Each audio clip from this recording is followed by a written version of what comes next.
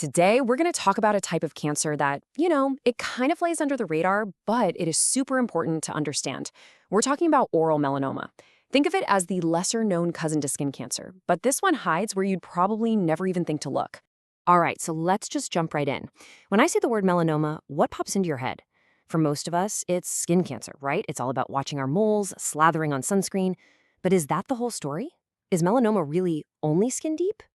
Well, it turns out melanoma has this hidden relative, and this one is often way more dangerous, and it shows up where the sun doesn't shine, right inside your mouth. And what's really wild is just how different these two are. For skin melanoma, we know the main bad guy, UV radiation from the sun. Simple enough. But for oral melanoma, it's a total mystery. We have no idea what causes it, which makes trying to prevent it, well, pretty much impossible. Okay, so if we can't really prevent it, our absolute best line of defense is spotting it early. So, what exactly are the signs we should be looking out for inside our own mouths? Okay, have a look at this. This is a clinical photo. You're looking at a dark, pigmented spot on the palate. That's the roof of the mouth. And that right there is an intraoral malignant melanoma. The scary part is it can pop up in what seems like totally normal, healthy tissue, or it might develop from a spot that was already there. So here's a checklist of the warning signs.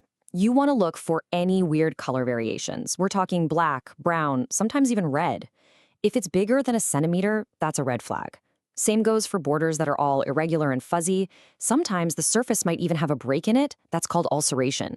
And it could be totally flat, or it could be a raised bump. It's really the combination of these things that should make you go, that's not right. All right, so let's say you or your dentist spots something that looks suspicious. What happens next? Well, the path from there is fast, and it calls for some pretty aggressive action. First things first, you need a definitive diagnosis. That means a biopsy where they take a tiny piece of the tissue to look at under a microscope.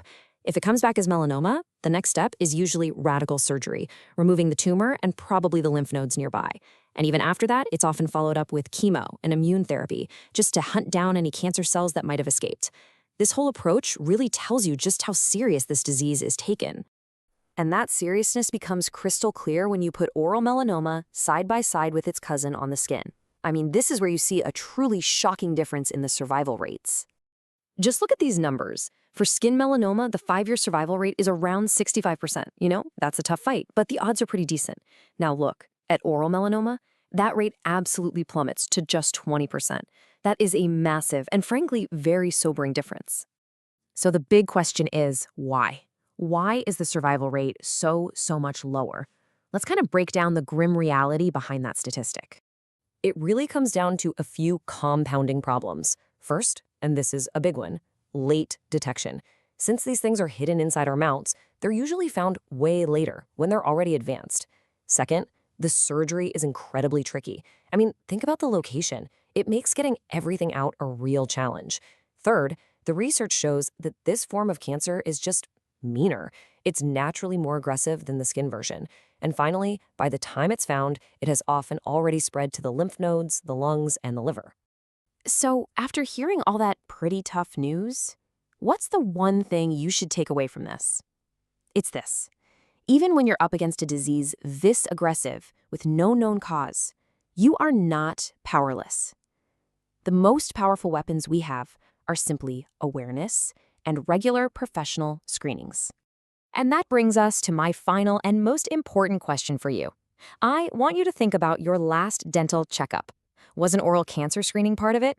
If you don't know, it's absolutely worth asking about next time. Because as we've just seen, sometimes the most dangerous things are hidden in plain sight. It's your health. Take charge of it.